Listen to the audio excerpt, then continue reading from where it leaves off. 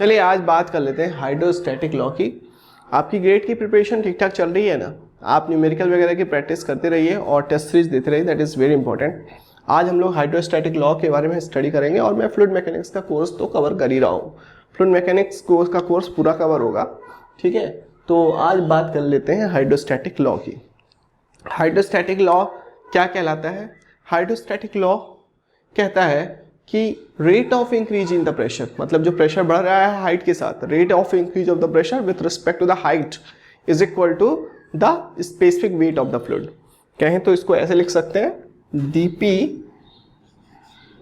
By dH is equal to ρg and that can be represented by the W।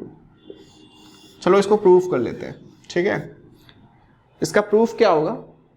मान लेते हैं एक छोटा सा फ्लूइड एलिमेंट लेते हैं और उसमें ऊपर की साइड पे ऑब्वियसली एक प्रेशर लगेगा, जो फ्लूइड ऊपर वाला फ्लूइड है वो लगाएगा, दैट इज P, और नीचे की साइड से भी एक ऊपर की तरफ प्रेशर लगेगा, that is P plus dP into dA।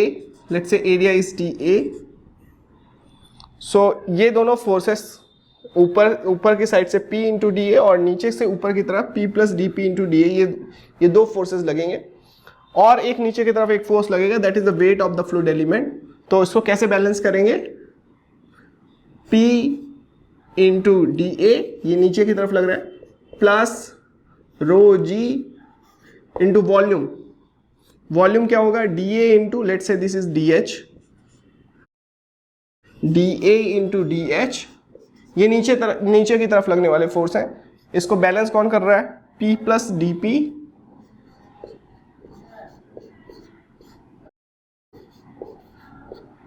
अब यहां से पी डी ए से पी डी ए कैंसिल हो जाएगा, बचेगा क्या?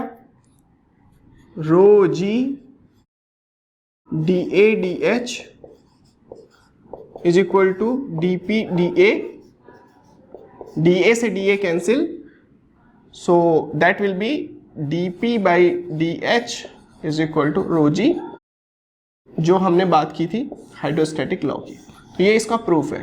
अब अगर इसको इंटीग्रेट करोगे आप तो dP is equal to rho g dH, P is equal to rho g H plus C। अच्छा, यहाँ पे साइन कन्वेंशन ध्यान रखना बहुत जरूरी है। यहाँ पे मैं जब नीचे की तरफ जा रहा हूँ तो H पॉजिटिव होगा, ठीक है। नीचे की तरफ जाने पर प्रेशर बढ़ रहा है ना, that's why dP is the positive. अगर ऊपर की तरफ जाने पर H बढ़ता तो ये फार्मूला ऐसा नहीं होता, ऐसा होता dP by dH is equal to minus of rho G. अगर ऊपर की तरफ से हम H लेते तो, क्योंकि ऊपर की तरफ जाके प्रेशर घटता है और नीचे की तरफ जाने पर प्रेशर बढ़ता है, सिंपल है। अब यहाँ पर इसको C की वैल्यू निकालना है तो आप सरफेस पे आ जाइए जहाँ पे H इज इक्वल टू 0 है। तो यहाँ पे प्रेशर कितना होगा? P is equal to P ATM,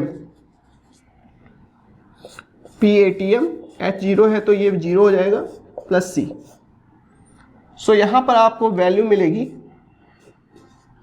P minus P ATM, C की वैल्यू रख दीजिए, is equal to rho g h, and P minus P ATM क्या है? Pressure with respect to the atmospheric pressure, that is gauge pressure.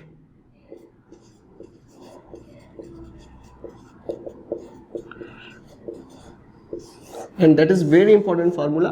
आगे हम लोग manometer पढ़ेंगे, उसमें भी इसका काम आएगा। सो आई होप आप हाइड्रोस्टैटिक लॉ ठीक ठाक तरीके से समझ लिए होंगे।